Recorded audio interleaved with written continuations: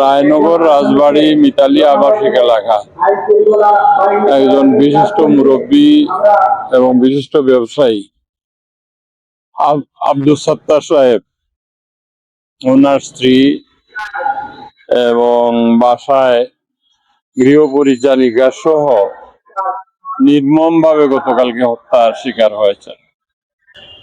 তিনজন মানুষকে হত্যা করে বাসার মধ্যে রেখে হত্যাকারী পালিয়ে যাওয়ার এই ধরনের ঘটনা অতীতে ঘটেছে বলে আমার জানা নেই। এই ঘটনায় আমরা অত্যন্ত ব্যথিত, মর্মাহত।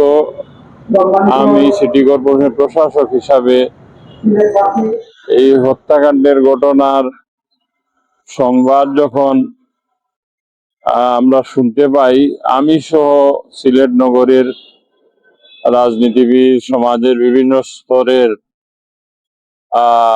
ব্যক্তিবর্গ সেই জায়গায় গিয়েছেন এবং সিলেট মেট্রোপলিটন পুলিশ তাৎক্ষণিক এই হত্যাকাণ্ডের পরবর্তীতে তারা যে দৃশ্যমান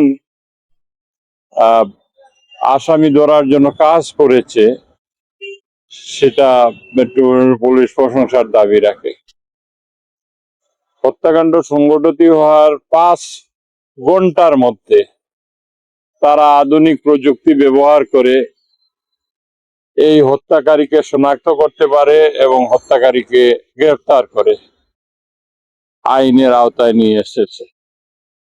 এখন আমি নগরবাসীর পক্ষ থেকে কথা বলতে চাই যে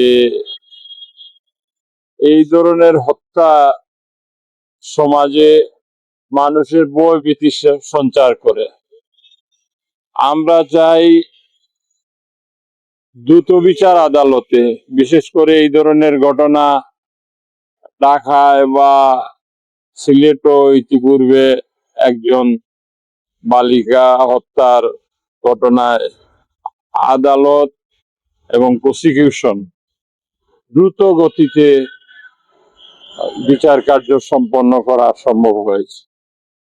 পুলিশ এই আসামি ধরতে যেভাবে কালক্ষেপণ না করে আসামিকে পাকড়াও করেছে, ঠিক অনুরূপ ভাবে যত তাড়াতাড়ি সম্ভব এই ঘটনার মূল রহস্য উদ্ঘাটন করে আদালতে যাতে ওই আসামির সাথে আর কেউ ছিল কিনা সবকিছু তদন্ত করে চার্জশিট প্রদান। আজকের মানববন্ধনের মূল উদ্দেশ্য হচ্ছে যে প্রকৃত দোষী যারা তাদেরকে দ্রুততম সময়ের মধ্যে গ্রেফতার করা এবং তাদেরকে সর্বোচ্চ শাস্তি নিশ্চিত করা। আমরা মনে করি যে একজন রং মিস্ত্রি এত বড় একটা হত্যাকাণ্ড ঘটিয়ে এত কম সময়ের মধ্যে চলে যাওয়ার কথা নয়। এর সঙ্গে আরো কোনো বিষয় জড়িত আছে এবং এখানে সম্পত্তিগত বিষয় নিয়ে মামলা টামলা আছে। আমরা মনে করি যে সেটাও তদন্তের আওতায় নিয়ে আসা হোক এবং ওনার যে সম্পত্তির জায়গা সম্পত্তির যে দলিলপত্র নিয়ে যাওয়া হয়েছে এবং মামলার কাগজপত্র নিয়ে যাওয়া হয়েছে সেইগুলো উদ্ধার করা হোক।